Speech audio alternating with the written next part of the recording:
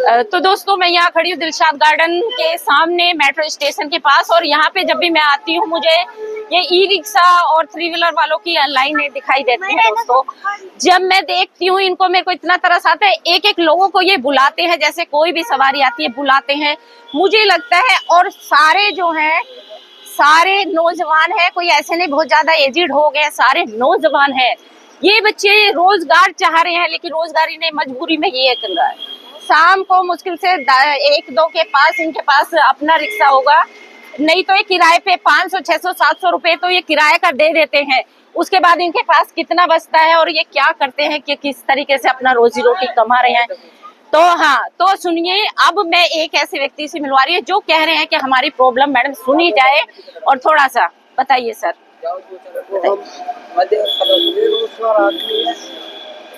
बेरोजगारी की खातिर ये बैटरी रिक्शा लिया है।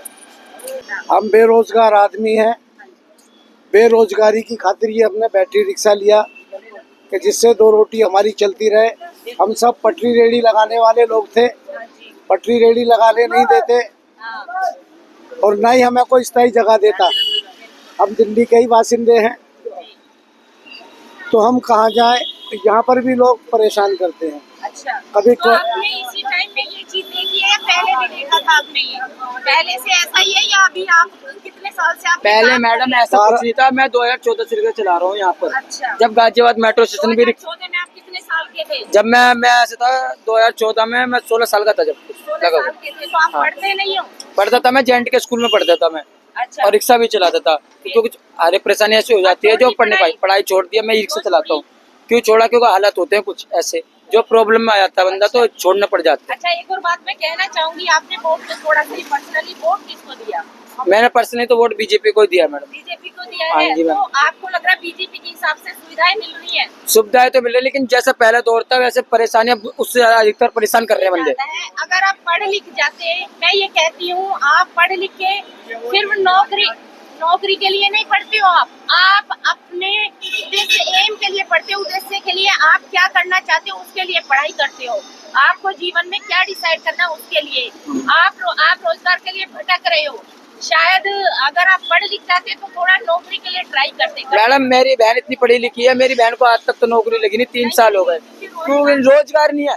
अब मेरी बहन को जॉब कहीं भी, मेरी बहन जॉब के लिए अप्लाई करती है तो वहाँ 25,000 होते हैं, तो वहाँ 18,000 में दूसरा बंदा लगने को तैयार है, क्योंकि रोजगार कम है। और एक वैकेंसी के लिए 50-100 बच्चे जाते हैं। हाँ। कैसे सबको अब कोई भी कॉलेज हो, कोई भी स्टूडेंट हो, कुछ भी हो, अब वो बंदा पढ़ने जाता है।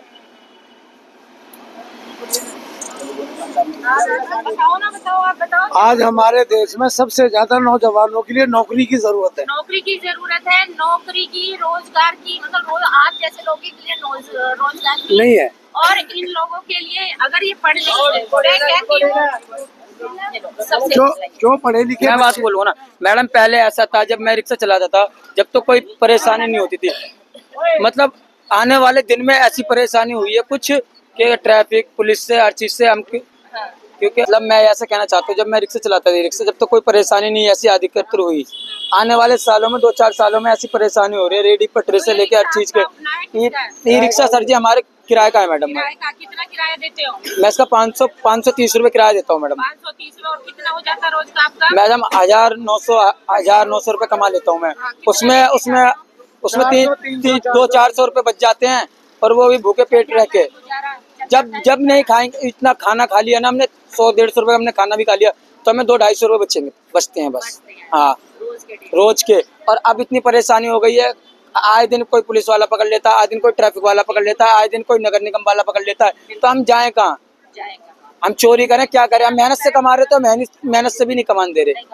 अभी हम रिक्शा भर के लेके जाते हैं, कोई भी जरा सी देर में हाथ दे देता है, कोई भी कुछ कह देता है हमसे, और कोई रिक्शा वाला, कोई कार वाला हमें गाली देके चला जाता है। हम क्या कर सकते हैं?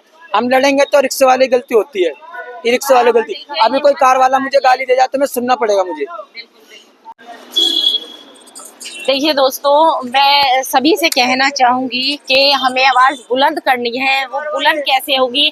पहले तो हमें जिंदगी में कभी भी संघर्ष नहीं छोड़ना। संघर्ष के लिए हमें पढ़ना है, पढ़ के हमें संगठित रहना, संगठित रह के हमें संघर्ष करना, बस इतना ध्यान रखिए।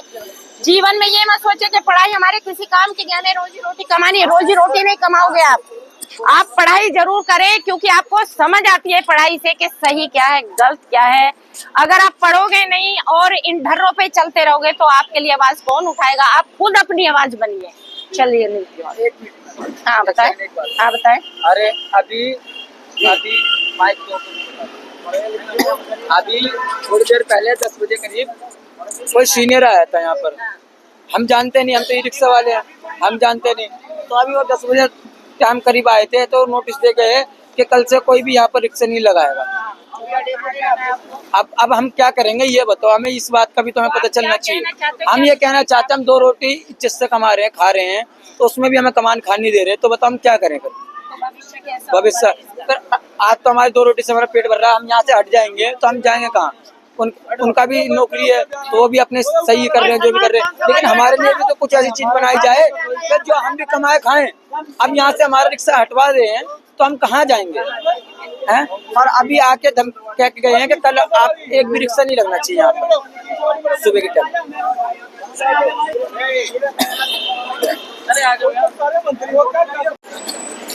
तो साथियों, मैं ये जरूर कहना चाहूंगी कि लोगों की आवाज गवर्नमेंट तक जाए और वो कुछ ना कुछ इनके लिए रोजगार का प्रबंध करें। और रोजगार, शिक्षा की बहुत जरूरत है, हमें बहुत ज्यादा जरूरत है। अगर शिक्षा नहीं होगी और रोजगार नहीं होगा तो हमारे देश का भविष्य विश्व गुरु बनने के लिए कैसे तैयार होगा? देश का भविष्य अंधेरों में भटक रहा है, रोजगार नहीं है, और रोजगार थोड़ा बहुत करता भी है उसके लिए भी उसे परेशानियां का सामना करना है, तो कैसे जीवन चलेगा? चलिए आगे चलते हैं। थोड़ा सा आवाज बुलंद कीजिए, सभी लोगों से मेरी अपील है, आवाज बनिए, अपनी आवाज खुद बनिए। अगर आप अपनी आवाज नहीं बन सके तो आप किसी के लिए आवाज नहीं।